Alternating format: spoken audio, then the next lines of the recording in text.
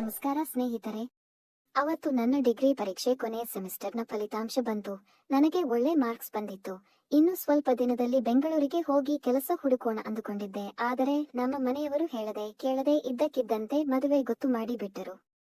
ಅಪ್ಪ ನನಗೆ ಇಷ್ಟು ಬೇಗ ಮದುವೆ ಬೇಡ ಅಂತ ಹಠ ಮಾಡಿದೆ.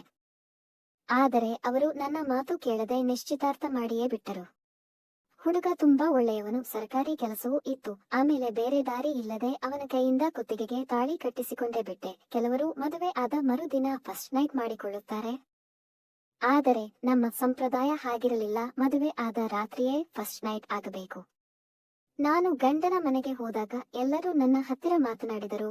ಆದರೆ ನನ್ನ ಮೈದುನ ಮಾತ್ರ ನನ್ನ ಹತ್ತಿರ ಮಾತನಾಡದೆ ನನ್ನನ್ನು ಕದ್ದು ಕದ್ದು ನೋಡುತ್ತಿದ್ದ. ನಾನು ನೋಡೋದಕ್ಕೆ ಸ್ವಲ್ಪ ಕಪ್ಪು ಆದರೆ ಲಕ್ಷಣವಾಗಿದ್ದೇನೆ. ಮೊಲೆ ಕುಂಡೆ ಜೊತೆ ದೇಹವನ್ನು ಸಹ ಚೆನ್ನಾಗಿ ಬೆಳೆಸಿಕೊಂಡಿರುವ ಹುಡುಗಿ. ಮೈದುನನಿಗೆ ನನ್ನ ಹತ್ತಿರ ಮಾತನಾಡಲು ನಾಚಿಕೆ ಆಗಿರಬೇಕು. ಅದಕ್ಕೆ ನನ್ನನ್ನು ಕದ್ದು ಕದ್ದು ನೋಡುತ್ತಿದ್ದಾನೆ ಅಂತ ಸುಮ್ಮನಾದೆ.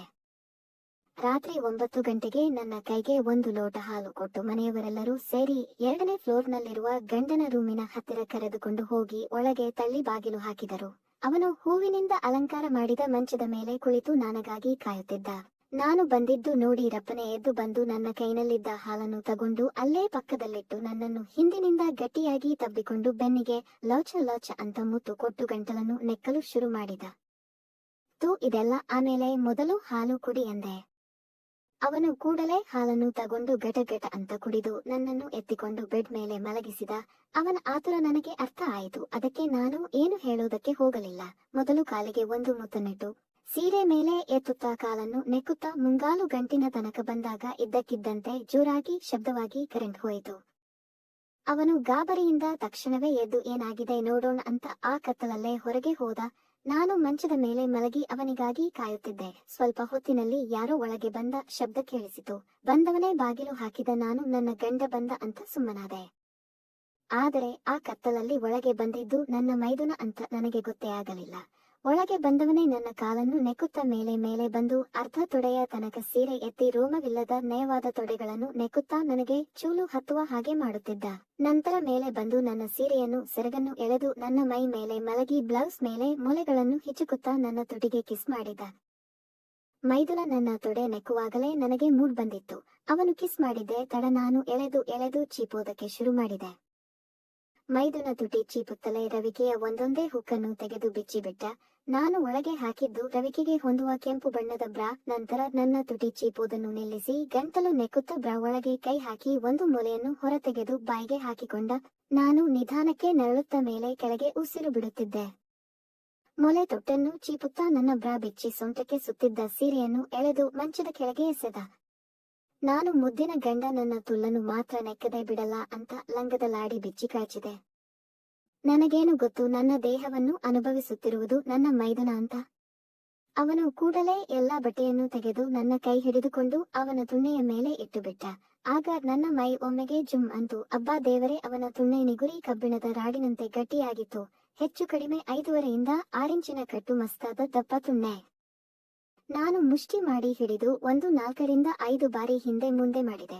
ನಂತರ ಅವನು ನನ್ನ ಕೈನಿಂದ ಬಿಡಿಸಿಕೊಂಡು ಮುಖದ ಹತ್ತಿರ ತಂದು ತುಣ್ಣೆಯಿಂದ ನನ್ನ ಕೆನ್ನೆಗೊಂದು ಪಟ್ಟಂತ ಹೊಡೆದು ತುಣ್ಣೆ ತುದಿಯನ್ನು ತುಟಿಯ ಮೇಲಿಟ್ಟ. ನನಗೆ ಗೊತ್ತಾಯಿತು ಅವನು ತುಣ್ಣೆ ಚೀಪಿಸಿಕೊಳ್ಳಲು ಆಸೆ ಪಡುತ್ತಿದ್ದಾನೆ ಅಂತ. ಮುದ್ದಿನ ಗಂಡನಿಗೆ ಬೇಜಾರಾಗುವುದು ಬೇಡ ಅಂತ ನನ್ನ ಬಾಯಿ ಕಳೆದು ತುಣ್ಣೆನ ಬಾಯಿ ಒಳಗೆ ಹಾಕಿಕೊಂಡು ನಿಧಾನಕ್ಕೆ ತುಣ್ಣೆ ತುದಿಯನ್ನು ಚೀಪಲು ಆರಂಭಿಸಿದೆ. ನನ್ನ ತುಟಿಯ ಸ್ಪರ್ಶಕ್ಕೆ ಮೈದುನ ಹಾಹ ಅಂತ ನರಳೋಕೆ ಶುರು ಮಾಡಿದ. ನಂತರ ನನ್ನ 2 ಕೈಗಳನ್ನು ಹಿಡಿದುಕೊಂಡು ಸೊಂಟವನ್ನು ನಿಧಾನಕ್ಕೆ ಹಿಂದೆ ಮುಂದೆ ಮಾಡುತ್ತಾ ನನ್ನ ಬಾಯನ್ನು ಕೆಯ್ಯೋದಕ್ಕೆ ಶುರು ಮಾಡಿದ. ತುಣ್ಣೆಯ ಗಾತ್ರ ದೊಡ್ಡದಾಗಿದ್ದರಿಂದ ನನಗೆ ಭಯ ಆಯಿತು. ಒಂದು ವೇಳೆ ಜಾಸ್ತಿ ಮೂಡ್ ಬಂದು ಪೂರ್ತಿ ತುಣ್ಣೆ ನುಗ್ಗಿಸಿದರೆ ನನ್ನ ಗಂಟಲೇ ಹರಿದು ಹೋಗತ್ತೆ ಅಂತ ತುದಿ ಮಾತ್ರ ಚೀಪುತ್ತಿದ್ದೆ. ಸ್ವಲ್ಪ ಹೊತ್ತಿನಲ್ಲಿ ತುದಿಯನ್ನು ಹಿತವಾಗಿ ಕಚ್ಚಿದೆ. ಆಗ ಮೈದುನ ತುಣ್ಣೆ ಹೊರತೆಗೆದ. ನನ್ನ ತುಲ್ಲು ಕೆಯ್ಯೋದಿಲ್ಲವೇ ಕೇಳಿದೆ. ಆಗ ಮೈದುನ ಮಾತನಾಡಿದರೆ ಗೊತ್ತಾಗುತ್ತೆ ಅಂತ ಸೀದಾ ಕೆಳಗೆ ಹೋಗಿ ನನ್ನ ಕಾಚ ಎಳೆದು ಬಿಟ್ಟ. ನನಗೆ ತುಂಬಾ ನಾಚಿಕೆ ಆಗಿ ಕೈಗಳಿಂದ ತುಲ್ಲನ್ನು ಮುಚ್ಚಿಕೊಂಡೆ. ಆದರೆ ಮೈದುನ ನನ್ನ ಕಾಲನ್ನು ಅಗಲಿಸಿ ಮುಚ್ಚಿದ್ದ ಕೈಗಳನ್ನು ತೆಗೆದು ತುಲ್ಲಿಗೆ ಬಾಯಿ ಹಾಕಿ ಬಿಟ್ಟ. ನಾನು ಒಮ್ಮೆಗೆ ಅಂತ ಮುಳುಗಿದೆ. ಅವನು ಮೊದಲಿನಿಂದಲೇ ನಾಯಿ ತರ ತುಲ್ಲನ್ನು ಚಪ್ಪರಿಸೋಕೆ ಶುರು ಮಾಡಿದ. ನಾನು ಮೊಲೆ ಹಿಚುಕುತ್ತಾ ನರಳಾಡುತ್ತಿದ್ದರೆ ಮೈದುನ ನನ್ನ ತುಲ್ಲಿನಿಂದ ಇಳಿದ ರಸವನ್ನೆಲ್ಲ ನೆಕ್ಕಿ ನೆಕ್ಕಿ ಕುಡಿಯುತ್ತಿದ್ದ. ನನ್ನದು ಇನ್ನು ಎಳೆಯ ತುಲ್ಲು, ಇದುವರೆಗೂ ತುಣ್ಣೆಯಿಂದ ಕೇಯಿಸಿಕೊಂಡವಳಲ್ಲ, ಹಾಗಾಗಿ ತುಲ್ಲಿನ ತುಟಿಗಳು ಅರಳದೆ ಅವಿತುಕೊಂಡಿತ್ತು. ಮೈದುನನಿಗೆ ಚೀಪೋದಕ್ಕೆ ತುಲ್ಲಿನ ತುಟಿ ಸಿಗದೆ ಬರೀ ನಾಲಿಗೆಯನ್ನೇ ತುಲ್ಲಿನ ಹೊಟ್ಟೆ ಒಳಗೆ ತೂರಿಸಿ ನೆಕ್ಕುತ್ತಿದ್ದ. ನನಗೆ ತಡಿಯೋಕೆ ಆಗದೆ ಬಾರೋ ನನ್ನ ತುಲ್ಲನ್ನ ಕೆಯ್ಯೋ ಅಂದು ಅವನನ್ನು ನನ್ನ ಮೈ ಮೇಲೆ ಎಳೆದುಕೊಂಡೆ. ಅವನು ತಕ್ಷಣವೇ ನನ್ನ ಕಾಲುಗಳನ್ನು ಅಗಲ ಮಾಡಿ ಕಬ್ಬಿಣದಂತೆ ಗಡುಸಾಗಿದ್ದ ಅವನ ತುಣ್ಣೆಯನ್ನು ತುಲ್ಲಿನ ತೂತಿನ ಮೇಲೆ ಇಟ್ಟು ಮೇಲೆ ಕೆಳಗೆ ಉಜ್ಜತೊಡಗಿದ. ನನಗೆ ಆಗ ತುಂಬಾ ಭಯ ಆಗುತ್ತಿತ್ತು. ಪ್ಲೀಸ್ ಕಣೋ, ನಿಧಾನ ನುಗ್ಗಿಸು ಅಂದೆ. ಆದರೆ ಅವನು ಏನು ಮಾತನಾಡದೆ ನನ್ನ ತುಲ್ಲಿನ ರಸವನ್ನು ಪೂರ್ತಿ ತುಣ್ಣೆಗೆ ಮೆತ್ತಿಕೊಂಡು ಒಮ್ಮೆಗೆ ತುಲ್ಲೊಳಗೆ ತಳ್ಳಿಬಿಟ್ಟ. ಅಬ್ಬಾ ದೇವರೇ, ಮೈದುನನ ಒಂದೇ ಶಾಟ್ಗೆ ನನ್ನ ತುಲ್ಲು ಇಬ್ಬಾಗವಾಗಿ ಸೀಳಿ ಹೋಯಿತು. ನಾನು ಅಂತ ಕೊಗಿದೆ. ಗಂಡ ಹರಿಯಬೇಕಾದ ನನ್ನ ತುಲ್ಲನ್ನು ಮೈದುನ ಹರಿದು ಇಬ್ಬಾಗ ಮಾಡಿ ಬಿಟ್ಟ. ಮೈದುನ ನಾನು ಕಿರುಚಬಾರದೆಂದು ನನ್ನ ತುಟಿ ಬಾಯಿ ಹಾಕಿ ಕಿಸ್ ಮಾಡತೊಡಗಿದ. ತುಣ್ಣೆ ನನ್ನ ತುಲ್ಲಿನಾಳಕ್ಕೆ ನುಗ್ಗಿತ್ತು. ಆಮೇಲೆ ಸೊಂಟ ಹಿಂದೆ ಮಾಡಿ ಮತ್ತೊಮ್ಮೆ ಪಟ್ ಅಂತ ಕುಟ್ಟಿದ. ಆಗ ನನ್ನ ತುಲ್ಲು ಸಂಪೂರ್ಣ ಸೀಳಿ ಹೋಯಿತು. ಮೈದುನನ ತುಣ್ಣೆಯ ಅಬ್ಬರಕ್ಕೆ ನನ್ನ ಕಣ್ಣಿಂದ ಜೊಳ ಜೊಳ ಅಂತ ನೀರು ಬರೋದಕ್ಕೆ ಶುರು ಆಯಿತು. ಮೈದುನ ತುಟಿ ಚೀಪುತ್ತಾ ದೆಂಗುವುದಕ್ಕೆ ಆರಂಭಿಸಿದ. ಈ ಕಡೆ ನಾನು ಕಾಲನ್ನು ಅಗಲ ಮಾಡಿ ಮಲಗಿದ್ದೆ. ದೆಂಗೋವಾಗ ತುಣ್ಣೆಯ ಬೀಜ ನನ್ನ ಕುಂಡೆಗೆ ಬಡಿದು ಪಚಕ್ ಪಚಕ್ ಅಂತ ಸದ್ದು ಮಾಡುತ್ತಿತ್ತು. ಮೊದಲು ತುಂಬಾ ನೋವಾದರೂ ಸ್ವಲ್ಪ ಹೊತ್ತಿನಲ್ಲಿ ತುಲ್ಲು ಹೀಗಿ ನೋವು ಕಡಿಮೆಯಾಗಿ ಸುಖ ಸಿಗೋದಕ್ಕೆ ಶುರು ಆಯಿತು. ನಂತರ ಅವನ ತುಟಿಯಿಂದ ಬಿಡಿಸಿಕೊಂಡು ಮೈದುನನ ಬೆನ್ನು ಪರಚುತ್ತ, ಹಾಹಾ ಅಮ್ಮ, ನನ್ನ ತುಲ್ಲು ಚಿಂದಿ ಆಯ್ತು ಕಣೋ, ದೆಂಗು ಬಿಡಬೇಡ ನನ್ನ ತುಲ್ಲನ್ನ, ನಿನ್ನ ಹೆಂಡತಿ ತುಲ್ಲನ್ನು ಛಿದ್ರ ಮಾಡೋ ಅಂತ ಕಿರುಚತೊಡಗಿದೆ. ಆದರೆ ಅವನು ಏನು ಮಾತನಾಡದೆ ಜೋರಾಗಿ ದೆಂಗುತ್ತಿದ್ದ. ಪ್ರತಿ ಶಾಟ್ಗೂ ತುಣ್ಣೆ ತುಲ್ಲೊಳಗೆ ನುಗ್ಗಿ ಹೊರಬರುತ್ತಿತ್ತು. ಮೈದುನನ ತುಣ್ಣೆಯ ಆರ್ಭಟಕ್ಕೆ ನನ್ನ ತುಲ್ಲಿನಿಂದ ರಕ್ತ ಬಂದಿದ್ದು ನೋಡಲಿಲ್ಲ. ನಾನು ಅಂತ ನರಳುತ್ತಿದ್ದರೆ ಅವನು ನಿಲ್ಲಿಸಿ ತುಲ್ಲಿಗೆ ಕುಟ್ಟುತ್ತಿದ್ದ. ಆಗ ನನಗೆ ತಡೆಯೋಕೆ ಆಗದೆ ಉದ್ರೇಕಳಾಗಿ ನನ್ನ ತುಲ್ಲಿಂದ ರಸ ಬಂತು ಕಣೋ ಅಂದು ಸರ್ ಅಂತ ರಸ ಚಿಮ್ಮಿಸಿಬಿಟ್ಟೆ. ಅದೇನೋ ಗೊತ್ತಿಲ್ಲ, ನಾನು ರಸ ಚೆಲ್ಲಿದ ಸಮಯಕ್ಕೆ ಅವನ ತುಣ್ಣೆಯಿಂದ ರಸ ಬಂತು. ಅವನು ಅಂತ ಕೂಗುತ್ತಾ ತುಣ್ಣೆನ ಹೊರತೆಗೆದು ನನ್ನ ಹೊಟ್ಟೆಯ ಮೇಲೆ ರಸ ಚೆಲ್ಲಿದ. ಆಮೇಲೆ ಅವನನ್ನು ಗಟ್ಟಿ ಮಾಡಿ ತಬ್ಬಿಕೊಂಡು ಮಲಗಿದೆ. ಬೆಳಿಗ್ಗೆ ಏಳುವಾಗ ನನ್ನ ಪಕ್ಕದಲ್ಲಿ ಗಂಡ ಮಲಗಿದ್ದ. ಅವತ್ತು ಬೆಳಿಗ್ಗೆ ನಾನು ನೋವಿನಲ್ಲಿ ಕಾಲು ಅಗಲ ಮಾಡಿ ನಡೆಯುವಾಗ ಚಿನ್ನು ಏನಾಯಿತು ಕೇಳಿದ. ನಿನ್ನೆ ನೀನು ತುಲ್ಲು ಹರಿದಿದ್ದಕ್ಕೆ ಅಂದೆ. ನಾನು ಹರಿದಿಲ್ಲ ಕಣೆ, ತಮಾಷೆ ಮಾಡಬೇಡ, ಇವತ್ತು ಹರಿತೀನಿ ಅಂದ. ನನಗೆ ಆಗಲೇ ಗೊತ್ತಾಗಿದ್ದು ನಿನ್ನೆ ನನ್ನ ತುಲ್ಲು ಹರಿಯುವಾಗ ಅವನು ಯಾಕೆ ಏನು ಮಾತಾಡಲಿಲ್ಲ ಅಂತ. ಆಮೇಲೆ ಗಂಡನಿಗೆ ಗೊತ್ತಾಗದಂತೆ ವಿಷಯ ಮುಚ್ಚಿಟ್ಟೆ.